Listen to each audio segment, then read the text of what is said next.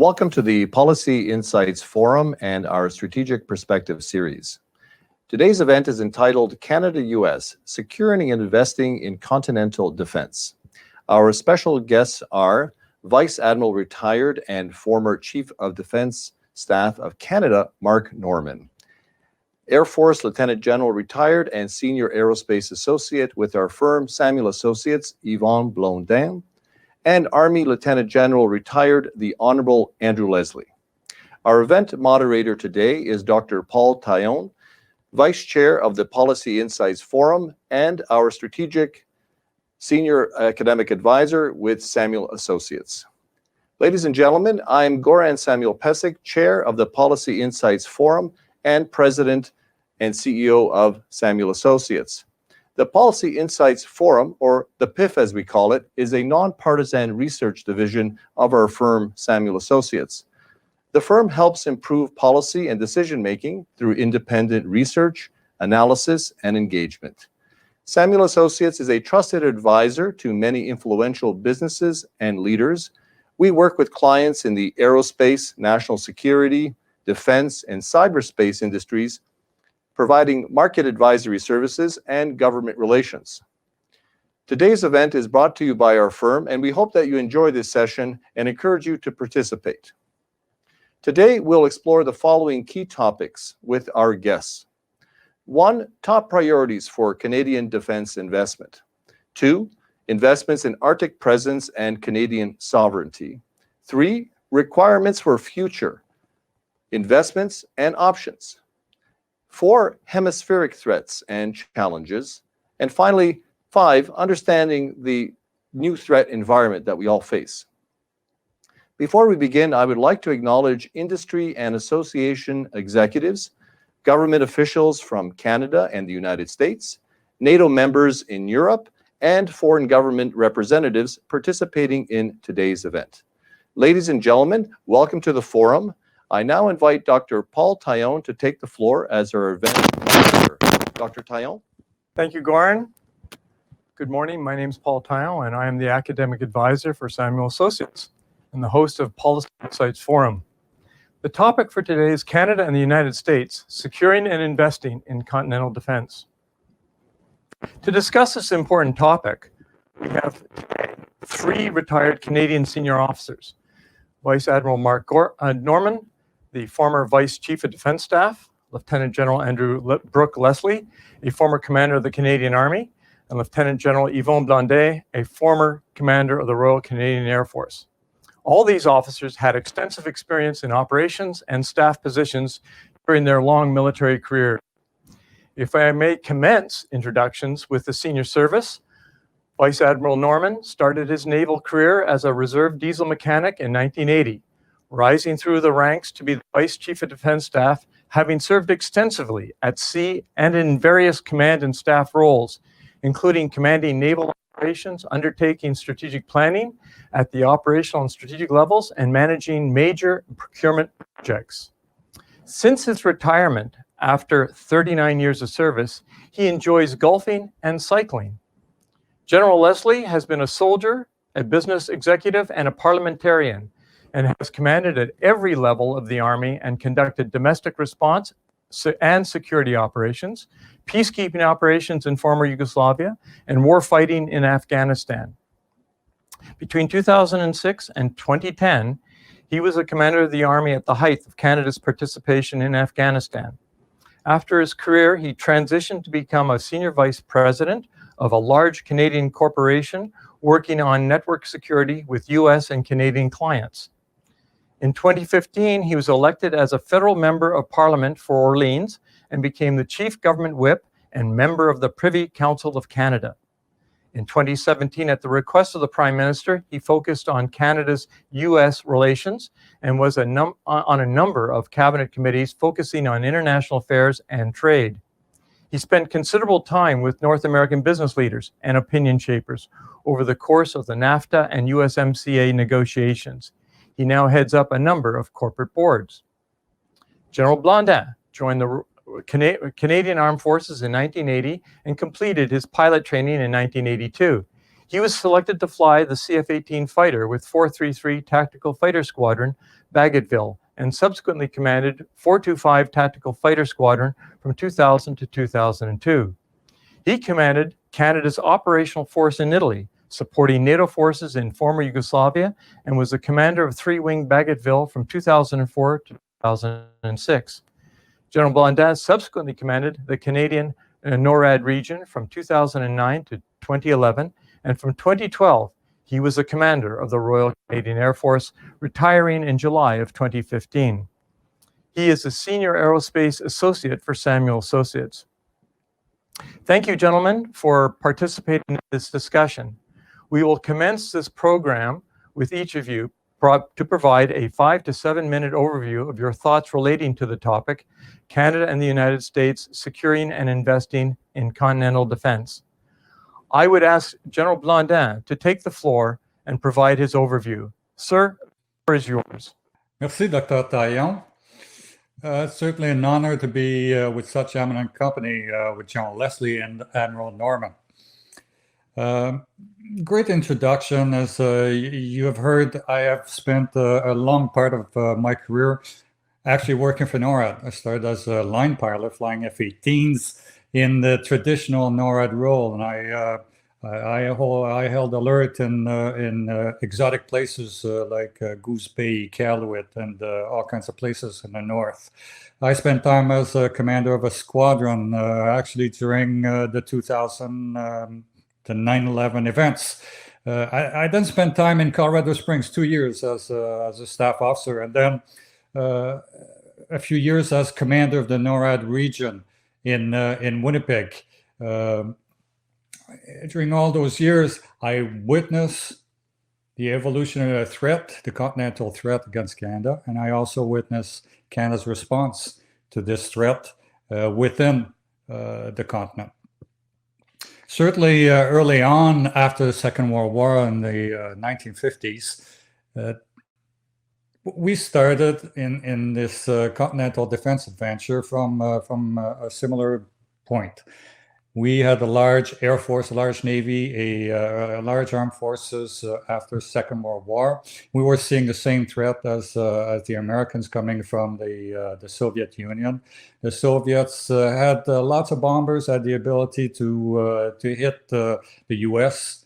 and Canada, and we got into the NORAD agreement to defend this continent. This threat evolved from the 50s to the 60s and 70s, where the bomber threat changed into a ballistic missile threat. And that changed a lot of things in Canada's participation in NORAD. All of a sudden, the threat was no longer just traditional, it was nuclear. And Canada was actually against nuclear weapons. As Canadians, we kind of lost control over this, and the U.S. went into this mutual assured destruction doctrine, and a build-up in nuclear weapons, of which Canada felt kind of excluded, but excluded itself from the discussions around all this. But still part of this NORAD defense, and keeping going through the years and hoping for the best. And actually, Canada started reducing its investment in defense, reducing its defense posture because everything was about nuclear missiles, which Canada didn't have, and traditional means of defense were a bit less relevant at the time. And this is when Canada started to invest, take that money and invest into social programs. We got into health systems, into a bunch of things where the U.S. was keeping its defense budget up.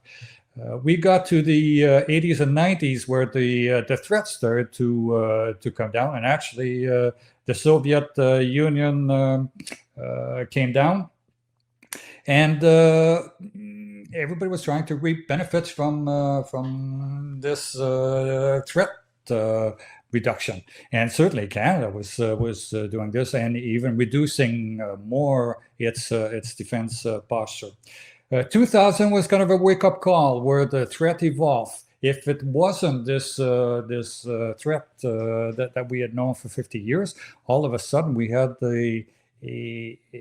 an inside threat, a terror threat, and NORAD, which was being questioned for relevancy, all of a sudden was relevant again. NORAD started to stop looking outward for threat, but looking inward, and found a new life. Canada was certainly in this cooperation level, back into it, law enforcement, maritime approaches, air traffic control, and all of this. And I think for the last 20 years, Canada got stuck into this and didn't follow militarily what was happening, and hoping that what was happening in China and Russia would not necessarily get back into the level of threat we had known through the 50s. Well, here we are. In the 2020, what we realize in Canada today is that the threat has not gone away. Actually, it has increased. The threat is about China, about Russia, about cyber. It's about still terror in our skies or in our countries. If we have stayed away from the nuclear side, we also stayed away from space. We got into positioning against weaponizing in space, against ballistic missile defense, and in doing so, we've kind of marginalized Canada's position in NORAD. Canada today in NORAD is about some token traditional role in aerial defense. Some surveillance in space, and a table at the discussion that is much smaller. The U.S. has evolved differently, and in 2000, when Canada just got stuck into the terror side, actually the U.S. in the last 20 years evolved. It created U.S. NORTHCOM, which caused some of the marginalization of NORAD. They've created the U.S. Spacecom, and now the U.S. Space Force, the U.S. Cybercom. They have seen and they have lived the threat evolving in the last 20 years and prepared for this, and Canada was kind of left on the side. It certainly can be argued that today's threat coming from China and Russia may have been caused by actually responding to the U.S. and its armament program that kept on going through the years. But it can also be argued that the U.S. kept this posture because they have learned from actually the pre-World War II Nazi era, where discussions and posturing for peace did not bring anything good. And actually, you need to be prepared for war if you want to keep peace. But regardless, from a U.S. perspective, where they are today, and from my experience dealing with Americans, is that continental defense it's a great diplomatic term, and we like it because we as Canadians feel included in this term. But for the U.S. professionals, everything is about defending the U.S. Continental defense is really home defense. If the threat comes from the north, it would be great to have Canada's cooperation to use its territory as a buffer. So continental defense it is. Extending defense of the U.S. 100 kilometers beyond the U.S. borders to include large Canadian populated areas is no big deal, and everybody agrees that taking down bombers and missiles over the rest of Canada's empty land is preferable to having its effect down south. This is just cold, sober strategy. The U.S. approach to the evolving threat of the past 50 years is the same thing if Canada participates. Great. If not, there's still a need to defend against a perceived threat. And the U.S. will do it. In my experience, especially in my time in NORAD, U.S. soldiers are the most professional soldiers I've worked with. They share similar values. They have they are compassionate, believe in democracy. They work with what they have, and they will defend their country to the death. They are the best advice American political leaders get in dealing in military matters. They have a lot of respect for Canadians working in NORAD. They are part of the team and participate in discussions in building defense solutions. Actually, NORAD is the best voice and influence for Canada in American continental defense matters. It is just getting excluded from a lot of defense areas. But in my opinion, NORAD has been and is a proven binational defense engine. All of this is to say that we all know that Canada is an inseparable part of North America's economy and territory, in good times and in bad times. Threats to North America have evolved but have not gone away. China and Russia are a great concern for the future of relationships with America. Canada will be affected economically or militarily by any conflict with the US. As a direct target, as a buffer or battleground, as an escalating option for enemies of America, as collateral damage, as a treasure of national resource for the taking. So what do? We do nothing and hope for the best, inshallah. But we do as much as possible and be reviewing, planning, discussing, agreeing, and defending partner of this continental defense, a proponent of this continental defense, even if there's an ugly side to it. And if it means an integrated economy, a part of space defense, a part of BMD, a cooperation in cyber defense and maritime defense and law enforcement, well, this is where we need to be. It means a much enlarged NORAD in principle. And all this, we need to be credible and own a better part of this problem. Military budgets need to come up. But not just military budgets. In many cases, budgets are there, but the ability to translate this into actual acquisitions is just laughable. It takes 15 years today to get a new aircraft, a new military aircraft in Canada. There's a level of partisan politics that need to be taken out of this discussion and the actions that are required. We need a maritime fleet for the Arctic. We need a potent fighter force. We need strategic tankers. We need military infrastructure in the Arctic. I do believe that developing a much bolder military investment plan, including future civilian requirements in the Arctic, would benefit all Canadians in the long term. The Arctic, with global warming, is a target. It belongs to us. We need to face the threat. We need to own our land. We need to get our credibility back for military investments. We need this infrastructure around transport hubs so that it can then serve as economic buildup and growth for years to come, as we did in the prairies during World War II. I think I've said enough. I'll leave my partners to say a few words. Dr. Taillon, back to you. Thank you, General. Some interesting words to ponder. I would like to turn the floor, or shall I say the bridge, to Admiral Norman. Admiral Norman, the floor is yours. Thank you, Dr. Taillon, and thank you everybody for joining us this morning. Like Yvan said, I'm really honored and privileged to be here with this distinguished panel of colleagues and friends. I'd like to thank Samuel & Associates for organizing this and Dr. Taillon for moderating the discussion. The intent and focus of this morning's discussion is to look primarily at future investments that support Canadian sovereignty and continental defense.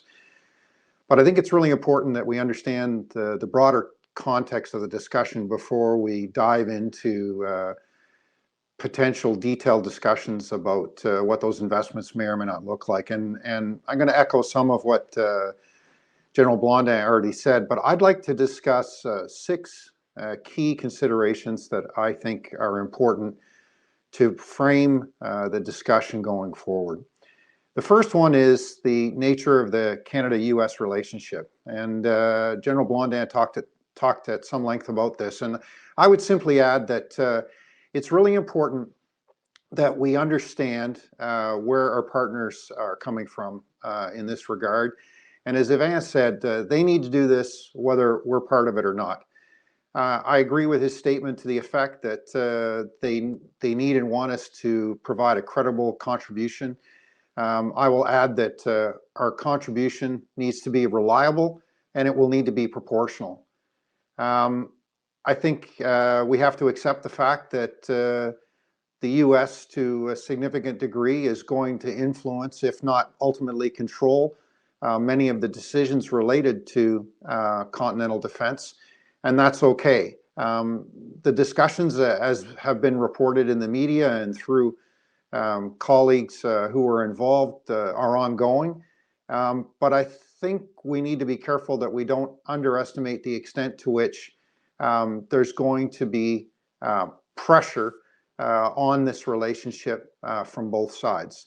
The pressure obviously will be to contribute to the extent that we can and should.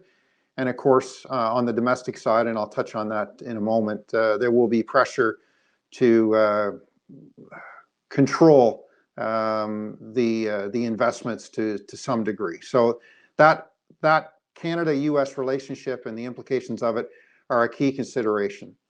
The second one is the evolution of the threat. Yvan spoke to this already, so I won't dwell on it. But the reality here is that we're dealing with a different strategic problem set than we have been traditionally. And this includes significant advancements in technology, hypersonics, unmanned systems. Many of you are experts in these fields, and I'm not going to list all of the considerations. But we've also got some new players that were not in play before. And ultimately, this means that we're going to have to take a broader view of the threat base, and that's going to be, or it's going to contribute to a series of challenges. Some of those will be technical challenges with respect to detecting threats sooner, faster, smaller threats. And ultimately, this will be about creating as much reaction time as can possibly be squeezed out of the detect to engage sequence going forward. The third consideration is that we're now dealing with a multi-domain problem. This is no longer about aerospace. Yvan mentioned this. I'm just going to elaborate a little bit. The surveillance challenge is much more complicated than it was originally and traditionally. We're now looking at basically a column from outer space to the seabed. We're also looking at both fixed and mobile systems, all contributing to the picture. We have the technology now, whether we choose to implement it, but the technology exists where individual aircraft are now actually contributing to the broader picture. Ships are also contributing to the airspace picture of North America. And key things like system integration and protection of the systems that we're going to put in place, the cyber resilience, if you will, are going to be key drivers in the conversation. The fourth consideration are domestic Canadian perspectives, and this covers the full spectrum from politics, policy, the media, and the general public. For the most part, Canadians have traditionally had little interest in defense spending. We know that to be a reality. And governments from both major parties have placed enormous emphasis on the Canada-US cooperation in defense. And as Yvan has stated, it tends to be more rhetorical in some respects than actually practical. But typically, we try to manage this on the cheap. We're already seeing open source reporting around the discussions associated with the modernization of NORAD in whatever form that's going to take. We're seeing references to the long-standing debate in this country over BMD and its applicability or suitability to the modernization of North American defense. And of course, we can't ignore the economic realities of the circumstance we find ourselves in, especially in terms of the post-pandemic impacts and what that may or may not mean on disposable spending. Recognizing, of course, that NORAD modernization is not in the current government's defense policy or in its funding framework. The fifth point I would make is the distinction between what we in the business would describe as core and enabling capabilities. This is a key consideration. In essence, what we're talking about here is a system of systems. And the tendency is to focus on the big shiny objects and at the expense or without paying due attention to all of the things that go on behind the scenes to make it all work and to connect the dots, so to speak. And so I think we need to be mindful of that as we consider what potential investments we're going to make going forward. Yvan already mentioned, I mean, fighters are a key component of this, as is the ability to sustain those fighters. Surface combatants are a key component, but beyond just those capabilities, sensors, the infrastructure, we really need to take into account all the glue, if you will, that holds those capabilities together. And the last thing, ultimately, this has to be looked at through the lenses of budget and funding. We have an abysmal track record of accurately estimating project costs, and the references I've seen to $11 billion, in my view, and I'm speculating here, but are unreliable at best and potentially deceiving at worst. I don't mean that intentionally, it's just a reality. I think this is a placeholder. And I think the real cost will probably be much higher, especially if we're going to do this initiative justice, as Yvan has suggested. And then the last consideration in all of this is as General Leslie used to say when he was in a previous job, this is a fixed program, or I'm assuming it to be. So if we're going to put something in, we're going to have to take something out. And at the moment, this is not in the program. And I'm not necessarily optimistic that new funding will be made available. So all that's going to have to be considered. So those are the things that I think we should be keeping in mind as we go forward with this discussion. Thank you very much. Back to you, Dr. Taillon. Thank you, Admiral. Very seaworthy discussion.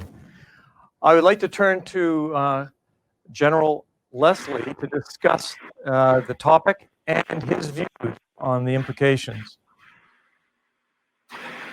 Thank you, Paul, and thanks to my predecessors. The world is increasingly complicated. I suppose generals have been telling distinguished audiences that for thousands of years.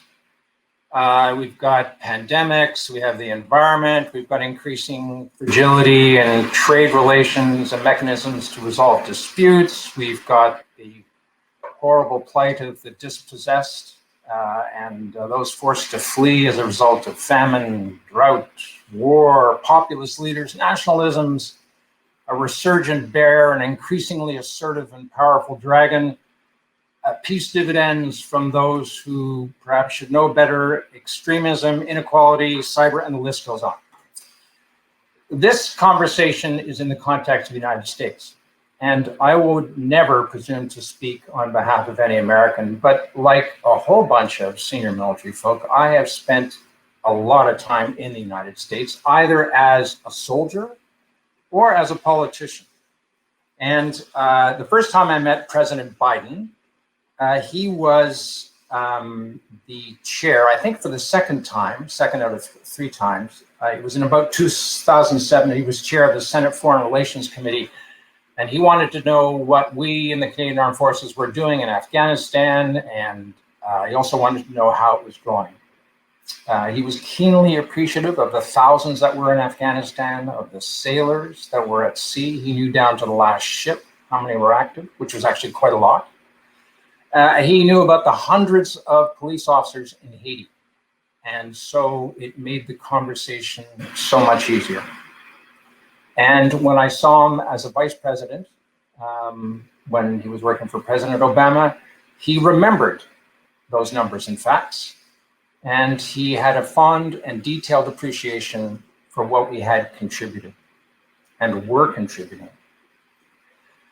Let me tell you another story. Oh, by the way, I didn't get into CM because I was a Canadian. I got into CM because I was the Army commander who had been to Afghanistan and who had troops in active combat fighting alongside Americans. And in this particular case, I think in that era, under the command of a Canadian general, David Fraser, a battalion plus fighting under Canadian command. First time I went to the White House with the Prime Minister, with President Trump, found myself standing next to a obviously very smart gentleman who looked a bit frumpy. And of course, I recognized him from the media. It was Steve Bannon, and introduced myself. And he had known that I'd been in Afghanistan and pointed out that his daughter, a West Point graduate in the US Army, was in Kandahar at the same time that my daughter was in Kandahar as a gunner. That was the icebreaker. That was the bond.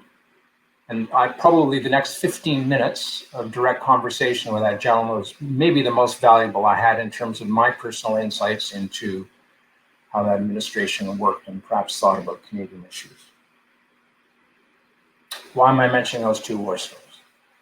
It's not what you did yesterday that's terribly important to our American colleagues. It's what you're doing right now, and more importantly, how can you contribute to the continued defense of North America and help essentially shore up the increasingly fragile links, both defense, security, which as you know is linked to defense, but is not actually a specific disciple within it, and of course trade, prosperity. And I am willing to state that President Biden has a keen appreciation for Canada. He has a keen and lengthy base of knowledge in terms of trade and international security issues. He's a professional in terms of his knowledge of how Washington works, but he's going to be looking for people who can help him, help his people, and they in turn will help us. And Canada, in the context of North American defense, has essentially been very careful to stay in lockstep with our friends in the United States and to do just the barest that we could possibly do in terms of getting by. Indeed, the very genesis of our participation in NORAD was some of the technological transformations that were ongoing prior to its establishment, and that Canada was getting continually left behind by the technologies required to defend our part of the airspace. We realized we could not go it alone. And so it was a marriage of mutual convenience. In terms of investments, I'd like to just throw a little gauntlet on the table. Strong, secure, engaged. It's actually a pretty good plan. The spending associated with that, great noise and much of a hoo about it. But every year we've been handing back, reprofiling, spending, lapsing, whatever mumbo jumbo, bureaucratic gobbledygook you want to, paint this issue with. Underspending by about $2 billion per year, which in terms of capital acquisition adds up after 6 years, especially in the context of the Canadian defense procurement cycle. So my recommendation for review of priorities would obviously take into account new stuff. Sure, we need more cyber effort. We need more pandemic response, maybe some additional and highly specialized medical response units. We need some, and the list goes on. We definitely need some or any capabilities in the Arctic. I'll get to that in a couple seconds. But those new capabilities are just at their new. They've been around for a while. We've got to think about them much more seriously now. But in terms of capital expenditures, they won't be that large, at least to start. We have systems which contribute to international peace and security and sovereignty. Systems which do take a long time, not only to buy, but to train the troops to actually operate them effectively. And top of that list have got to be ships and fighters. Just get on with the ships. It's been 20 years. There is no longer any viable excuse for why this is just dragging on. And it's pretty clear we just don't want to spend the money. And the Americans know that. And the rest of the world knows that. And the same is true of fighters. Just buy the damn things. Make a decision and get on with it. And all the corresponding studies and staff work has been done. Just please get it done. And the Americans know that. Let me tell you another story. When I was Parliamentary Secretary helping with Canada-US relations under Prime Minister Trudeau, one of my jobs was to interact with governors. I think I interacted with 34 or 35 of them in the course of about a year and a half. In certain cases, I would go out at their invitation to their state capitals, and occasionally they would farm me out to go to smaller cities to speak to their local chambers of commerce. And the crowds they drew were quite large. And I remember one, I won't tell you what state, but my escort, who was obviously an elected official from the state government, introduced me as a guy from Canada who's going to be there to tell him about what we're doing as friends and partners. And he's a liberal. And you could have heard a pin drop. Not that there's anything wrong with being a liberal. Not that there's anything wrong with being a Canadian. The first question I got was, we're in Afghanistan. My son was injured there. How are you helping us? Now, thank goodness that was the question. Because I could answer it. I could say, I fought there. Tens of thousands of Canadians have and will fight there. And by the way, my daughter served. There was your son. Actually, it wasn't quite a bunch of overlap. So after that, the tone and tenor of the encounter changed. And none of us being silly, for all subsequent meetings, we made sure that the fact that Canadians were in Afghanistan, multi-generationally, were well known to the American audiences before we went in the hall. There is a huge number of our closest friends and allies, and in my case, many relatives, Americans, who are enticed by populist leaders, who feel left behind, who feel that the rest of the world has not stepped up to the plate, rightly or wrongly, and given them a hand, and as a result, they've had to bear this burden. And I suspect that President Biden knows this. I suspect the current most expert occupants of the cabinet that surrounds President Biden has assembled a truly remarkable team, all of whom know their files really well, are going to be taking a relatively hard look at who's contributing what. So the next thing we got to spend a bit of money on are such things as NATO, and we're doing okay there. Definitely NORAD. Is it going to cost? Yes. And in a year where the federal government has spent close to what, 300 billion additional above and beyond the budget on security of Canadians, health security, but it's still a subset of the overall security equation. Hopefully there'll be no flinching to pay our proportional and fair share of NORAD. But to get that across the finish line in political context, I am very surprised. There's been almost no discussion about it apart from a one-sentence line in the current defense minister's mandate letter. So that will come up, and I really hope we pay our fair share. And then let's talk about the Arctic very briefly. I had the privilege, once again, as a politician, to go to Canada, to go to China. Yeah, actually, it was in 2019, so I was one of the few that the Chinese government allowed in at that time. And it was a conference on the polar friendship organizations, Polar Council. And it was very clear that China and Russia and a host of other nations were paying increasing attention to access to the Arctic, not only in terms of its transportation requirements as very efficient hubs with diminishing ice presence to get elsewhere, but in terms of the potential and dramatic wealth that could be generated, especially as societies come up that evolutionary ladder and need more of energy or specialist metals to further fuel their societies. I had the opportunity to see in the port a 33,000 ton, I think it was, nuclear icebreaker, Chinese, being constructed. Very impressive, very impressive. And the last time Canada built a icebreaker was a long time ago. How many troops do we have up there assisting with sovereignty? How many naval assets? And how often can they go up there and contribute? Now, we have the Rangers, we have the occasional Army exercise, but if that's ours, we have to demonstrate sovereignty in many ways. And by the way, the investments should not only be in military, though right now they're almost minimal, but also in terms of people who are willing to work, people who currently live there and need help in terms of social development, much more so than they get now. And the respect that comes with their ability to control their own natural resources. So we have to rethink as a nation how we view our Arctic and how we help them succeed. Because quite frankly, I think it's being largely ignored.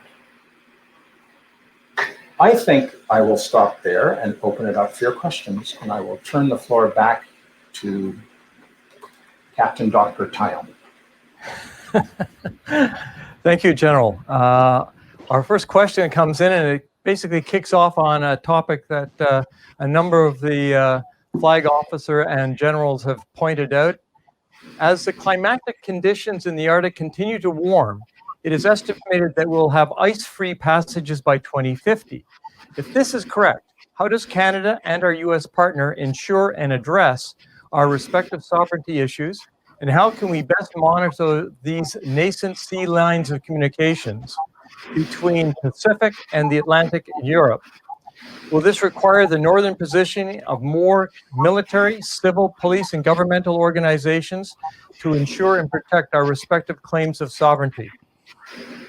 I will turn that to General Blondin to start off. Well, I have strong beliefs about the Arctic and the future being a big issue. I do believe that as Canadian, the Arctic belongs to us, and we've been telling ourselves stories about our Arctic. But really, when you listen to other countries and the countries that really matter, because if they take action, there isn't much we can do. US, China, and Russia all have their eyes on the Arctic. And when they start doing stuff in the Arctic, it's going to be dealt between themselves. Whether Canada says something or not, it really won't matter if we still have the same posture as we have now. We're just not there. The US will be there, and they will talk on behalf of Canada, but really on behalf of the US.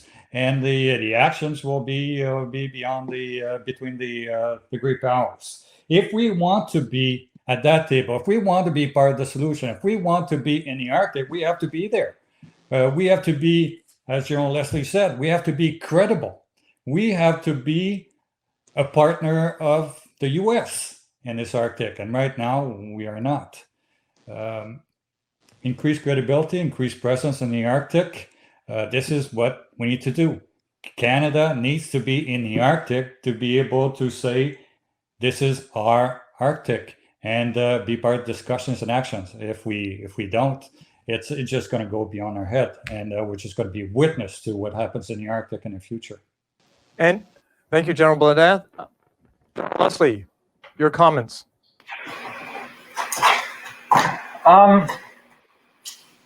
It's not as simple as saying use it or lose it. And even I wasn't saying that.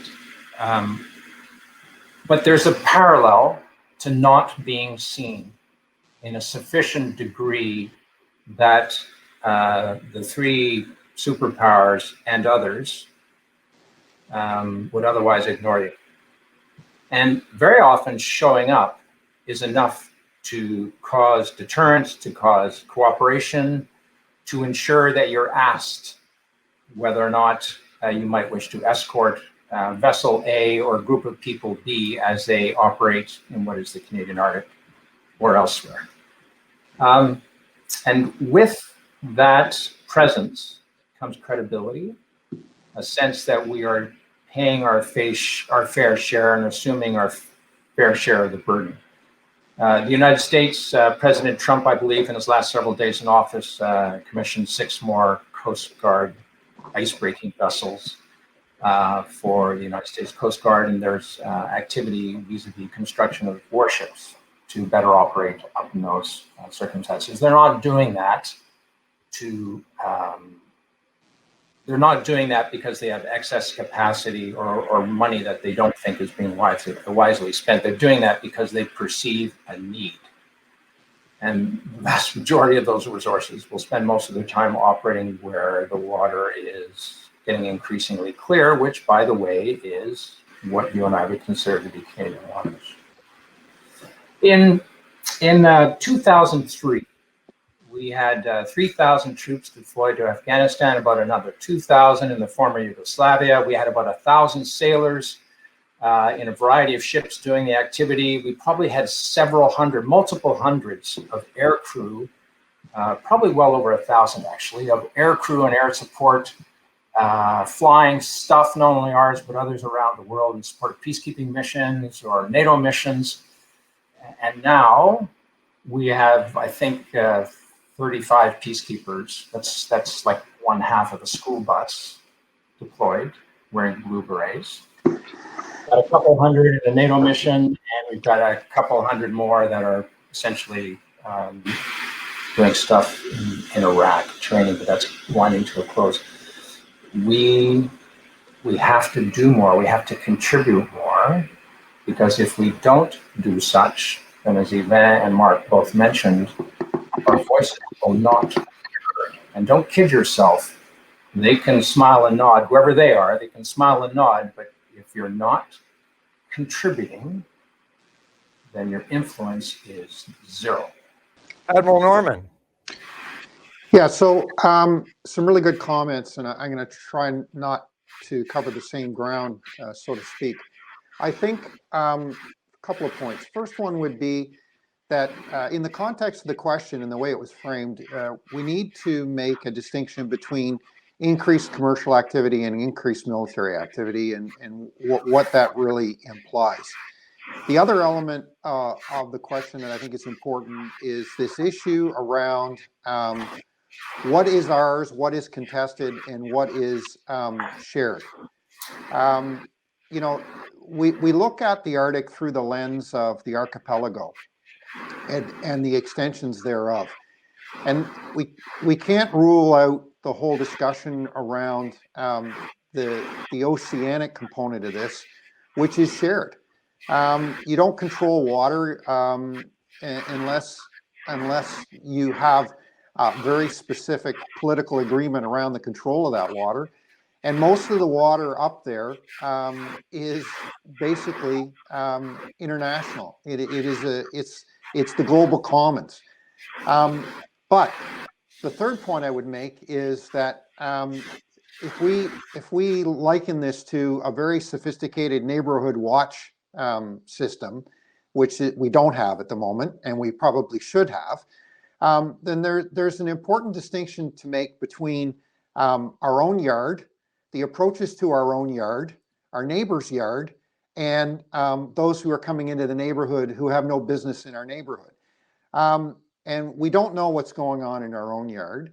By extension, we don't know what's going on in the approaches to our own yard. And it's very difficult to implement an effective neighborhood watch system if, first of all, you don't know what's going on, and then you don't have the ability to actually explore the full reaches of your own property, let alone going beyond that. So that's all to say that this is an area that we need to pay much more attention to. I believe this is a strategic opportunity for Canada.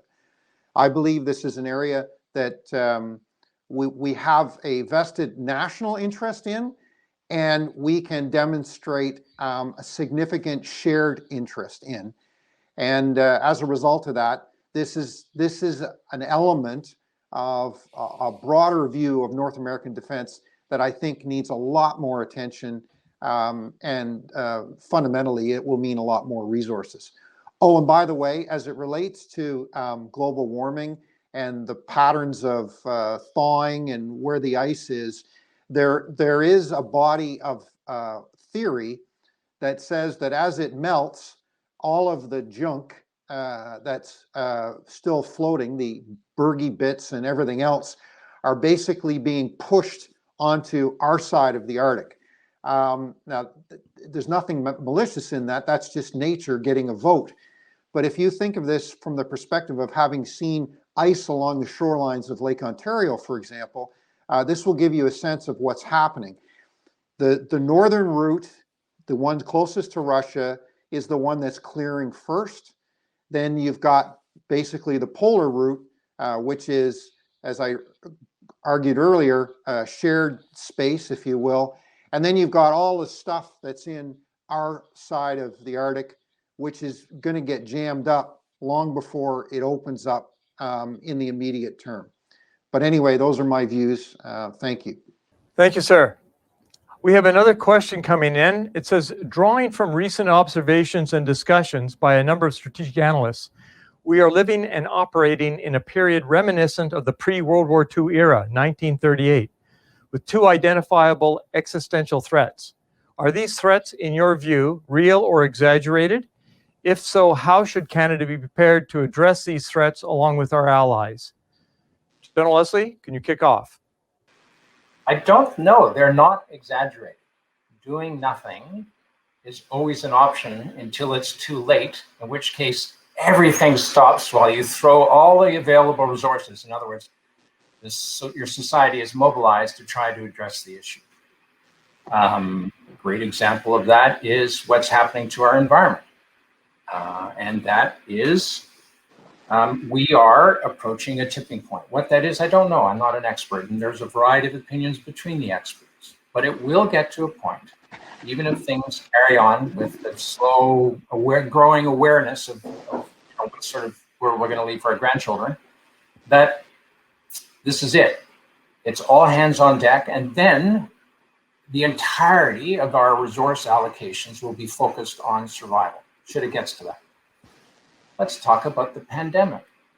Who'd have thought that a disease would essentially cripple significant portions of the world's populations and economies and result in the untold tragedies and death that have ensued?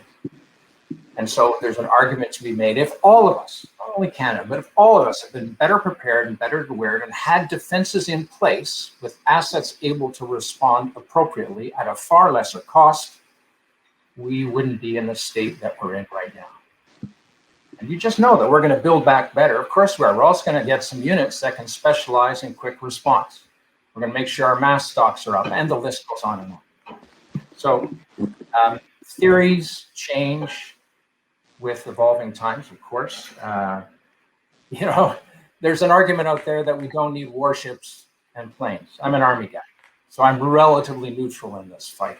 No, I'm not. I'm not neutral at all. A bunch of theorists, Mahan and Corbett, will tell you you've either got your fleet or somebody else's in your backyard. That is an accurate statement. And it's not the threat of imminent war that causes you to have these platforms, big and expensive though they are. It's to act as deterrence, to act as an imposition or a tool towards sovereignty. It's to assist with, as Mark said, policing the commons. And it's to contribute to international peace and stability operations with like-minded allies. And Julio Dubé, who was the great Air Force theorist, you better have planes of your own as a sovereign nation to do that which you're going to do. Otherwise, it'll be somebody else's. And at that point, it's too late should mistakes occur. You want to prevent that by preventing that robust appearance. I've probably talked enough, so though I haven't answered the questions, that's the political half of it. Admiral Norman, your view, sir.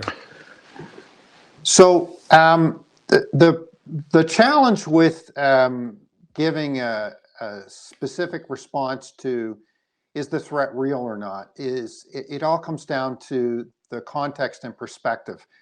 Look, what I'm going to say here is, as it relates to both Russia and China, more related to China, the kinds of investments that we've been observing over the last decade to 20 years are not by accident.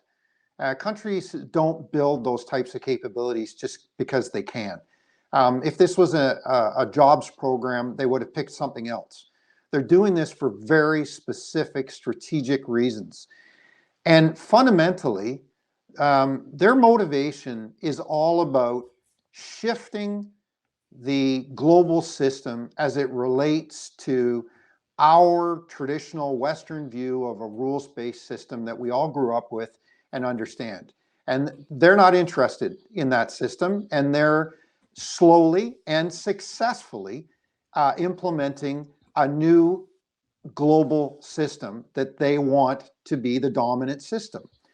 And that includes controlling physical space, whether it's maritime, air, space, it doesn't matter. So yeah, in that context, I think these are very real threats. Now, are they direct threats to the lives of Canadians on a day-to-day basis? Probably not. But they are strategic threats to us as a nation. They're strategic threats to us as a democracy in the context of the global system. And they're strategic threats to us geographically because of the nature of our relationship with our southern partners and with the Arctic, which was discussed in the last question. So there's my response. The answer is yes, it's real, and we need to start paying a lot closer attention to what's going on and how we deal with it. Thank you, Admiral. General Blondin, your views, sir. Well, let me add just a few words. First, I think Mark has it right. The Chinese have an advantage. They can plan for many years. They can plan in advance, and they have the time to let the plan unfold. And this is what we're witnessing. This is what we witnessed for the last 20 years. And there's no reason to doubt that it's not going to get worse in the same direction. China is a threat.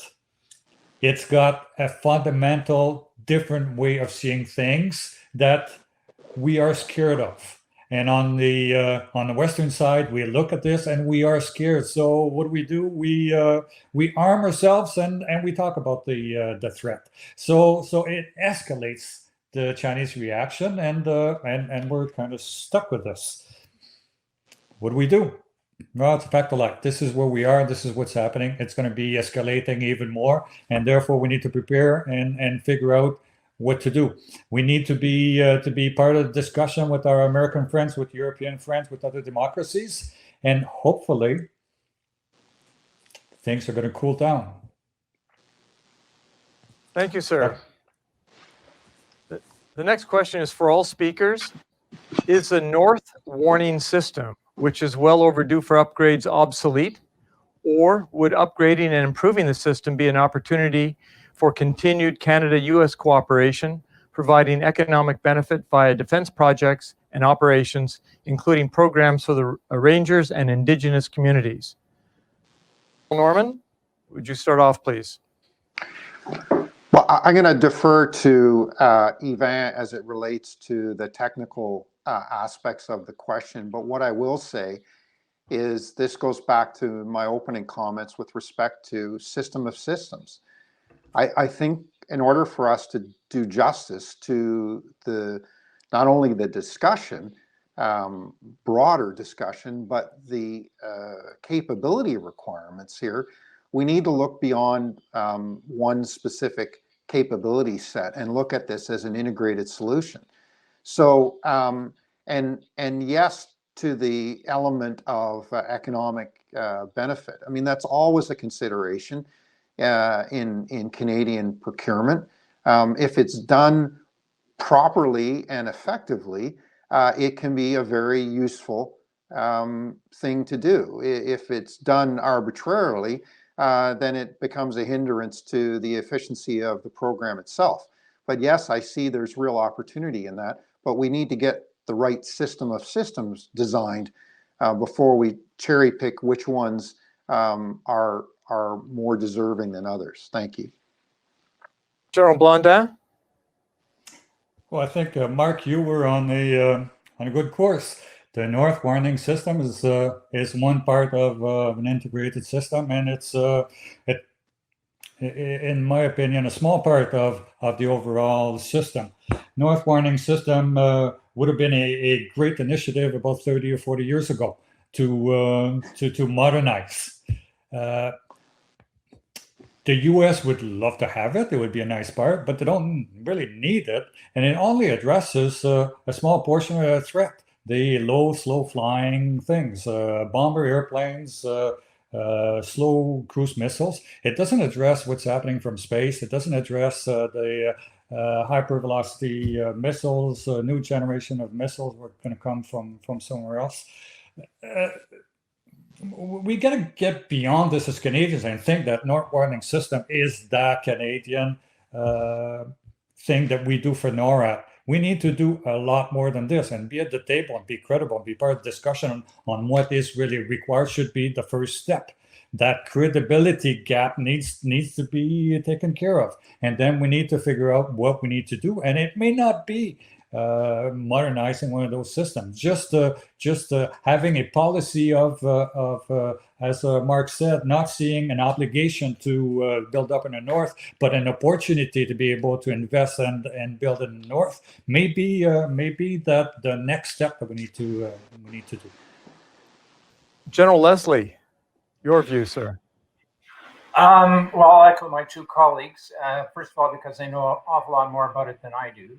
Secondly, because Canada, I think, has contributed $133, $134 million over the last little while in figuring out and developing better situational awareness. That is, of course, a drop in the bucket. Whether or not the North Warning System is the priority investment for Canada, I don't know. What I suspect most interestingly, D&D doesn't know, because no one's actually given it clear thought. And if they've done so, it's been kept under the darkest wraps of secrecy and mystery you can believe, because it's really tough to figure out what they're thinking. So I would suggest a little bit more of a broader debate. And at what point does the unmentionable rear its ugly head? Ballistic missile defense. Is Canada part of that or not? What does that mean? Are we going to live with that in the future? I don't know. Do we want to participate in some sort of way in the midterm? I don't know. But here's an overall comment. Resources spent in the Arctic are invaluable. Canadian people working in the Arctic, that's a great idea. Gaining better situational awareness is what's going on in the Arctic, not only on the ground, but in the air and on the waters, and who knows, maybe even under the waters. That's a marvelous idea. And we can help police our portion of the commons. Not police the enforcement role, but have situational awareness. Because without that, Canada is not in a position to make any decisions. And as you've already heard in the previous presentations by all three of us, there are large powers looming on the horizon. We're investing significant national assets into how to better operate in the Arctic, below, on the waters, and in the air and on the ground. And we're not present. Thank you, sir. Gentlemen, we usually wind up in about an hour, but there are so many very interesting questions. I wonder if you could hang on for another 15 minutes and we can address some of these rather important ones. Terrific. Thank you, gentlemen. Given the growing threat of hypersonic weapons, do the panelists believe that a fundamentalist shift is needed to the entire aerospace surveillance and control paradigm? As this is an Air Force, I think, in part, question, I will ask General Blondin to take this mission on. Well, thank you. I'm going to continue in the same vein. If we look at this as a Canadian, we're kind of stuck into how we viewed things 30 years ago. and we're looking at this as a new threat, and how do we react to this when it actually isn't. The U.S. has not stopped 30 years ago. They continued looking at the threat for 30 years. This is why they built U.S. Spacecom. This is why they built ballistic missile defense. This is why they now have a U.S. Space Force. This is not new. This is just a continuation of the same threat. There's a lot of work that's been done on this, and preparations for defense has been done somewhere else. All we need to do as Canadians is join the discussion, be part of the discussions. If those threats are threats to Canada, they are threats to the U.S., and the U.S. is dealing with them, whether Canada is there or not. The U.S. will defend itself, and if Canada is part of the continent, it's going to defend portions of Canada as well, whether Canada wants it or not. Now, do we want to be part of this discussion and therefore have an influence into it, have a say into this, and be able to influence some of the decisions?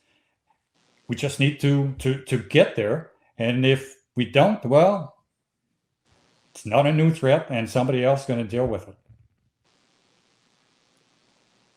And your view, sir?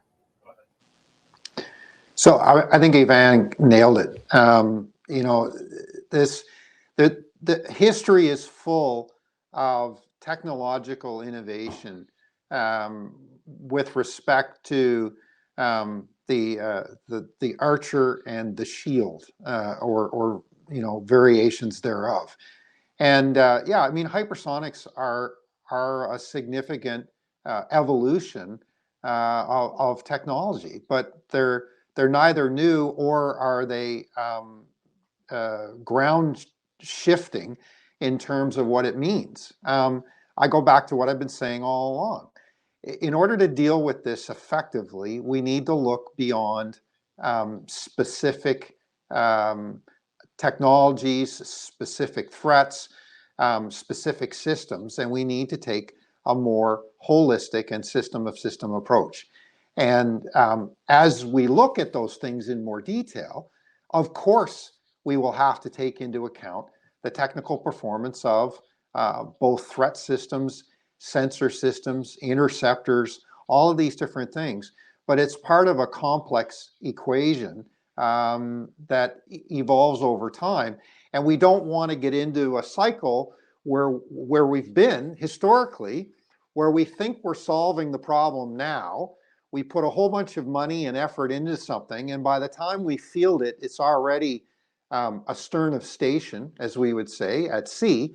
And then you're continuously playing catch up, and then you try to do it again and do it again. We need something that can evolve as the nature of the problem evolves over time. So thank you. General Andrew. Well, there's 10 long range and 35 short range radar bases in Canada, all unmanned. Radar can only do so much. Technology is evolving. That where maybe Canada wants to spend its money because it's relatively passive and benign and won't cost a great deal, and there's no people involved in terms of deployment, but it's probably not what's needed. And I suspect that should be a discussion between national leaders, because that's the importance the Americans would allocate to such decisions, especially if it comes at the cost of something that's going to contribute better to defense. I'm not saying don't do it, but I'm saying I don't know enough about the technologies that are, of which I know nothing, and where the resources should lie. This points to the, and you know, generals and admirals always ask for more money, but it's a dangerous and complicated world out there, increasingly so, and we can contribute to international peace and stability. Yes, we can do it through foreign aid, and we can do it through, you know, verbal advocacy, but we have to step up to the plate here. We have not been doing so recently. I believe the United States has noticed, as they certainly noticed under President Trump, and our allies have noticed. And our defense contributions, both classic and new, though there's great words, the promises have not, sorry, the actions have not kept pace with the words. And the system, the Ottawa system, won't allow money to be spent on those sorts of capabilities. And the reason why I say that is a deliberate choice of words. If the government and the bureaucracy wanted to spend it, they can move really quickly, as we saw during the Afghan war, as we saw during other emergencies. They can move really quickly. If they don't want to move, they just don't move. And guess what? They haven't moved. Ergo, they don't want to move. Thank you, sir. Defense being part of the big scheme of security and prosperity of the middle class being a priority of any government, would you see an Arctic strategy a proper tool to bring whole of government efforts in that vast area to increase resiliency, prosperity, security, and enforce sovereignty? Admiral Norman. I guess the short answer would be yes, to some degree. Andy said this a few moments ago in response to another question. Development in the Arctic, if it's done properly and responsibly, is a good thing. It's a good thing on many levels.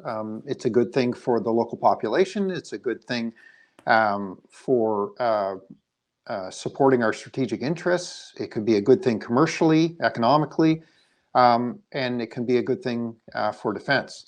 If you can come up with investments which achieve more than one of those goals at the same time, then in my mind, those would be the kind of things that you want to try and focus on.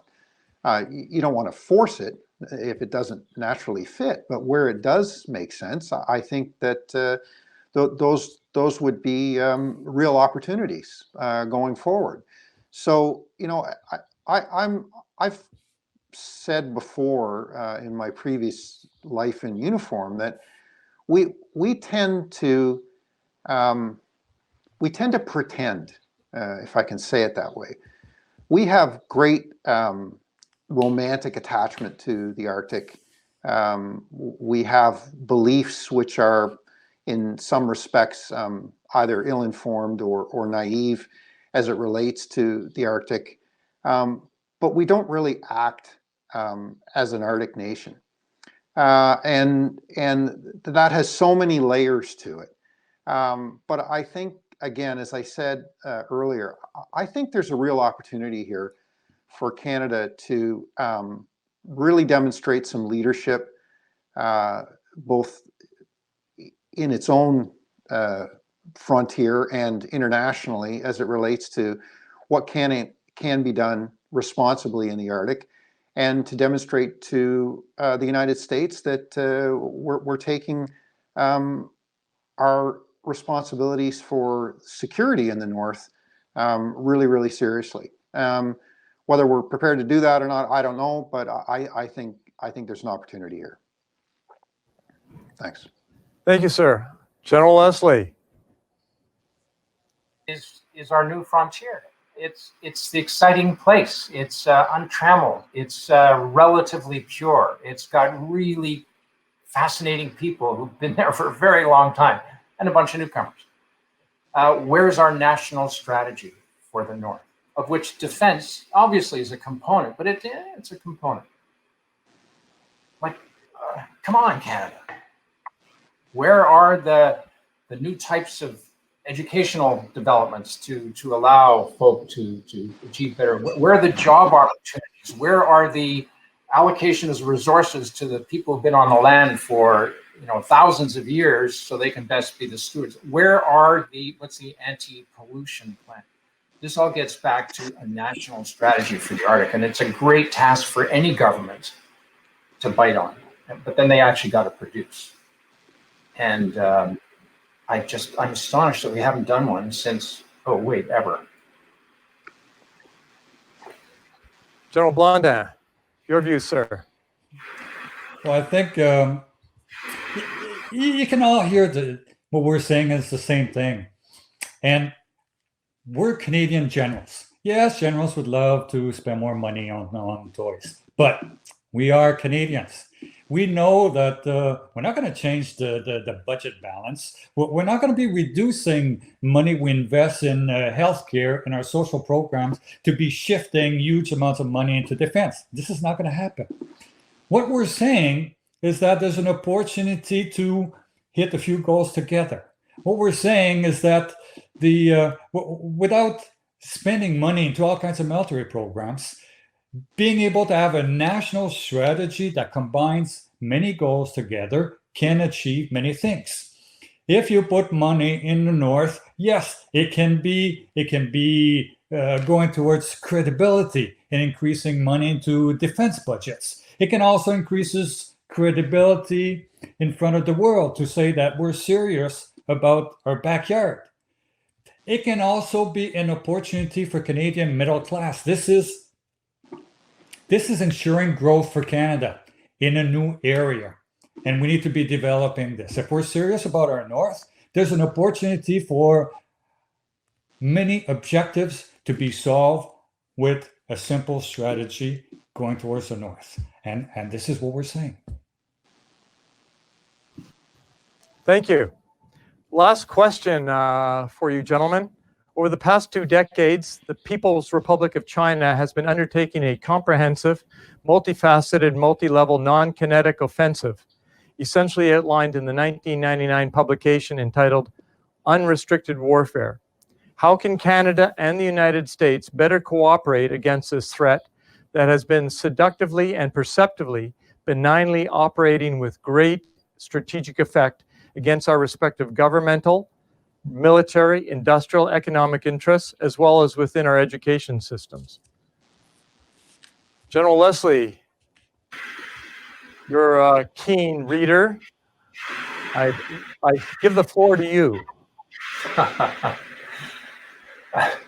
Paul, you laughed like that's a 7 PhD level question all wrapped into one. Look, there are those who believe that Canada can exist on its own. Got it. There are those who believe that we do not have to invest in those linkages which we have with friends and allies, either for trade purposes, defense purposes, security purposes, or the list goes on. They're wrong.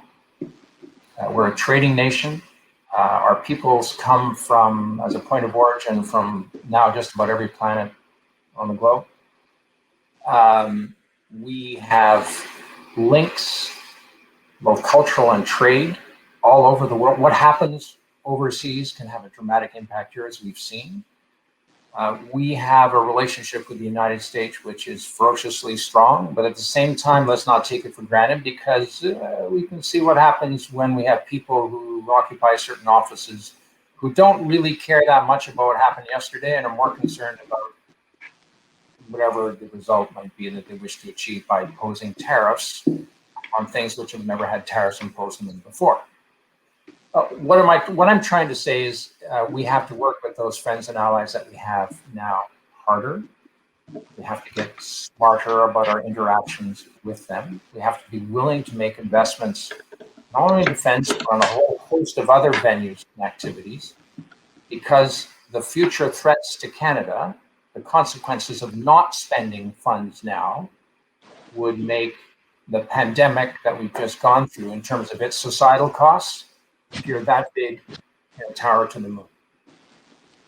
So if we get this wrong and we get complacent and we let others decide where to invest in security and defense, as well as other activities around us, then we will have no voice. And right now our voice is quite small. And I think we do have something to offer. We're all proud Canadians, and I think we can contribute. And like I say, the government has shown a willingness to spend money on certain activities, and I believe that a review is required to better position ourselves for what could be a very interesting, complicated, and potentially dangerous decade ahead. Thank you. General Blondin, your view, sir. I think I'm getting old, because a lot of those new things, I have no idea the capabilities they're coming with and the level of threats. it's just getting into so many levels, so many facets of society that difficult to follow. But then so are all the politicians who are probably closer to my age than to my daughter's age. It's difficult for everybody, and as Andrew said, if we don't cooperate with people, if we don't share information, if we don't share solutions, if we don't share strategies, we're all going to be in a world of hurt. And it gets back to, again, doing our share, being part of a larger alliance, being part of a larger community of people sharing and finding solutions to the different problems, and forging ahead. This has been our secret for the last 75 years. We should just continue in the same way, and it requires us doing our share, maintaining credibility, and being part of a stronger groups of like-minded people. Thank you, sir. Admiral Norman. You know, I think to one degree, the participants might be surprised that the three of us coming from different backgrounds have been so much in agreement. It's not choreographed. We didn't plan this ahead of time. As Yvan said a few minutes ago, we're just products of our own experiences, and we tend to see things through a very similar lens. In response to the question specifically, I think there's a couple of things embedded in it. The first one would be the traditional Western approach to strategy, where you map ends, ways, and means, is a very useful framework for looking at things. It then begs the question, what is the desired ends of China in the context of what they're doing, and how does that affect us and our allies, and what are our desired ends, and where are there opportunities for us to work together with our allies, as Yvan has said, and what do those opportunities look like, and therefore what ways would we choose to apply, and what means would we choose to apply to the problem. That's exactly what any potential adversary would do, and in the specific context of the question, it's exactly what they are doing. What we have to come to grips with is we have to recognize that although we may not like their stated ends, we have to accept that those are their desired ends, and stop ignoring it, and embrace it, and realize, okay, there's something we need to do here, and they're being very serious, and they have goals. The question is, are those goals aligned with ours or not? The second element of the question is the relationship between kinetic and non-kinetic. And I think that it's a valid premise for the question. This has always been out there in the realpolitik of international relations, in the actual conflict, in periods of non-conflict but tension. The reality is that the non-kinetic dimensions of the application of power are just as important, if not more important, than the actual kinetic capabilities themselves.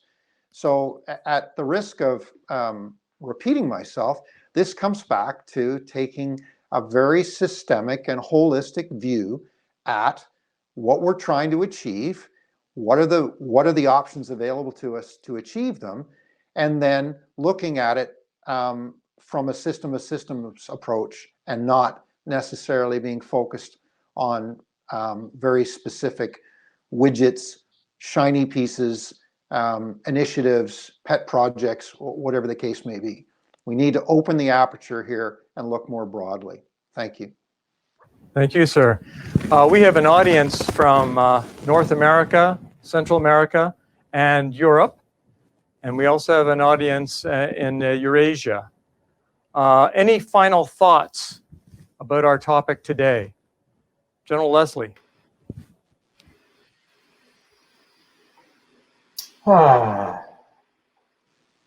We have to do more. We have to do more. And it's a tough message for people to hear, especially as the light is starting to shine at the end of perhaps this portion of the pandemic. The defense and security, as we've seen, can be ignored or almost ignored for a long time, and until suddenly it can. And by then it's often too late, and then the societal costs are huge. And the tragedies are staggering in their implications and direct effects. So wise investments now to better equip those charged with the defense and security and sovereignty of Canada and their ability to contribute to international peace and stability, of course, in the context of the secure North American continent, and cooperating with multinational, multilateral organizations that respect the rule of law and can help the world not get into a shooting war can only be an investment for the good. And so just start getting it done, because quite frankly, we haven't done a lot. We've talked a lot. And yeah, there's been a whole bunch of reasons, but none of them are very good. Just start doing the stuff that you said you were going to do and be aware of what's happening internationally.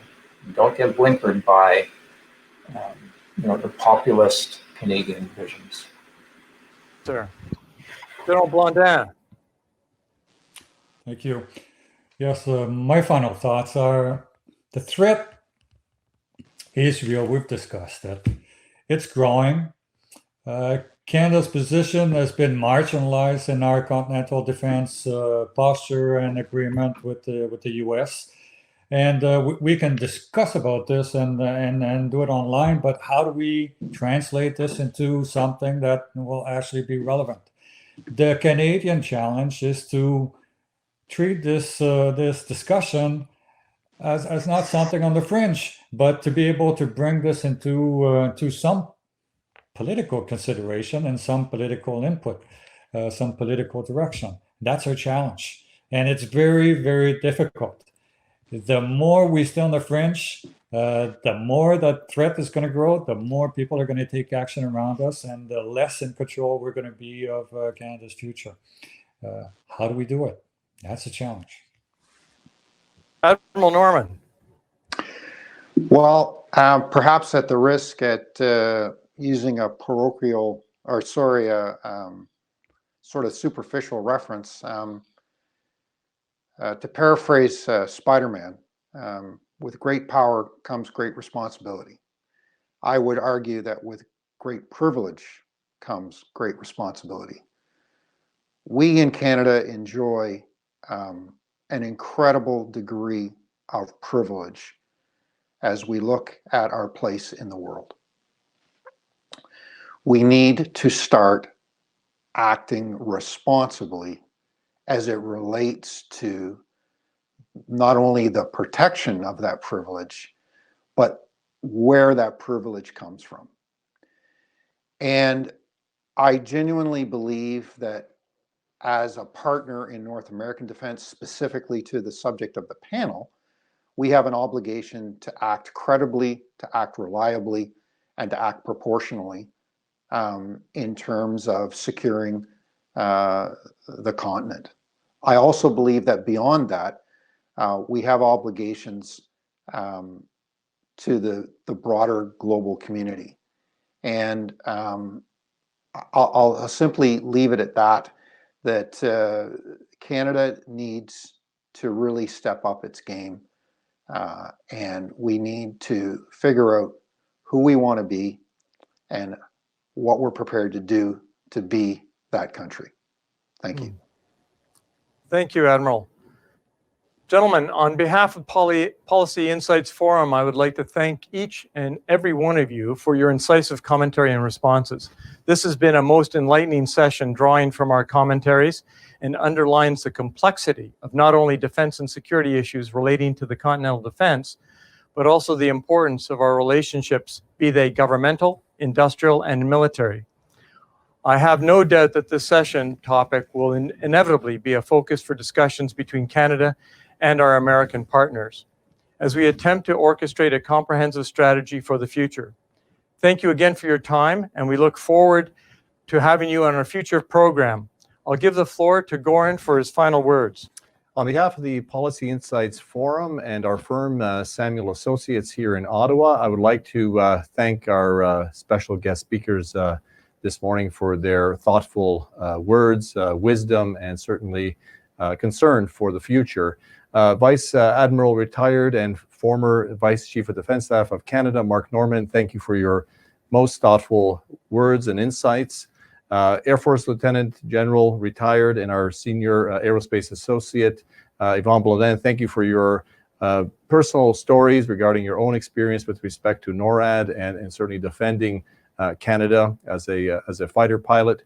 And finally, I would like to thank our Army Lieutenant General retired, the Honourable Andrew Leslie, for his thoughtful words, both in military terms and as well as the political landscape. Lastly, I'm very privileged to thank our event moderator, Dr. Paul Taillon, for an outstanding performance today. To our audience in Canada, the US, Europe, and South America, thank you for participating in the Strategic Perspectives series. For more information about our upcoming events, please visit our website at policyinsights.ca. Our next event is on April 21st, and the topic will be a Canadian strategy for the Indo-Pacific region.